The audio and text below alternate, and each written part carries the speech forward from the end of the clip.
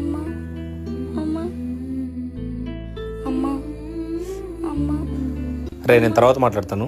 అమ్మా అమ్మా ఏంటే అమ్మా మొన్న వెంకటలక్ష్మి ఒక నెక్లెస్ కొనిందిలే, దాని ముఖం లాగానే ఉంది అది. అమ్మా నా నెక్లెస్ తో దానికి పోటీయా? అమ్మా అమ్మా అన్నయ్య రండి అన్నయ్య కూర్చోండి. అమ్మా అమ్మా అమ్మా ఏంటమ్మా అమ్మ ఇబ్బంది పడుతుంది? నెలలు నిండిని అన్నయ్య, డెలివరీ టైము. అయ్యో పిల్లంతా తట్టుకోలేకపోతుంటే హాస్పిటల్కి తీసుకెళ్ళొచ్చు కదమ్మా. హాస్పిటల్కి ఎలా తీసుకెళ్తాం అన్నయ్య? ఈ రోజు నిన్న అమావాస్య కదా, రేపు నెల పడుపు మంచి రోజు, రేపు తీసుకెళ్తాం.